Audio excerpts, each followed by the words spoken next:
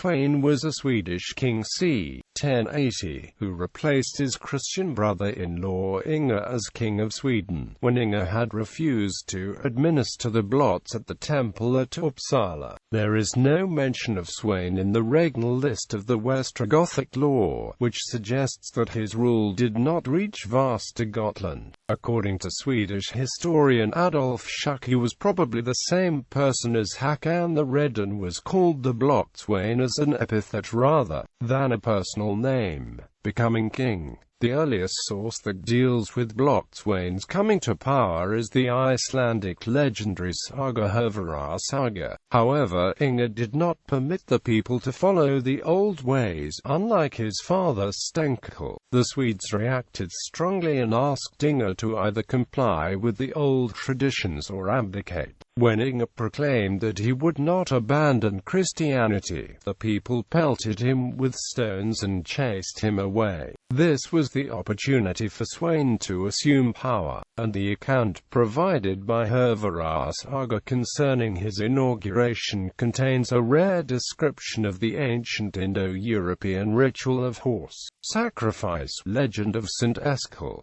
The later legend of St. Eskil tells that Inge was chased away from the kingdom. They then elected an idolater for king by the name Sweyn, an unworthy man and with reason called Blót Swain. He had this name because he made the people drink blood from bulls that had been sacrificed to the gods, and he ate the sacrificial meat. The people assembled around the king in Strängnäs, where they butchered oxen and sheep, and gave offerings to the gods. They had a great banquet in honor of the king and the gods. The English bishop Eskil then appeared and tried to convert the pagans to Christianity. They would not listen. However, Eskil prayed, and God sent thunder, hail, snow, and rain, destroying the sacrificial altar and beasts of sacrifice. Not a single drop fell on the bishop.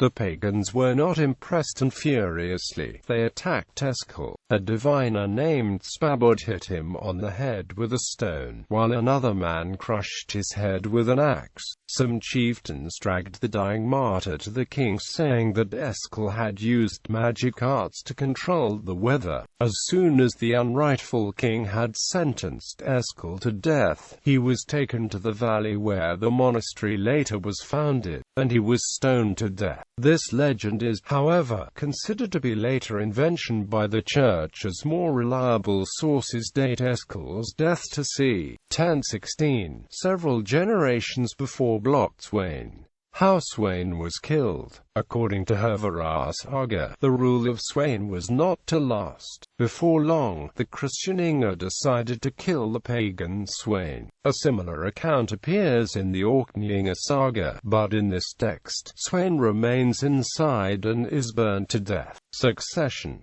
It is possible that Inge was not immediately accepted by the stubbornly pagan Swedes of Uppland. The 13th century historian Snorri Sturluson wrote in the Heimskringla that Blót Swain had a pagan successor who continued the sacrifices. This Erik Arsale is mentioned in other sources as being the son of Blót Swain, but today is not considered a historical person by most historians.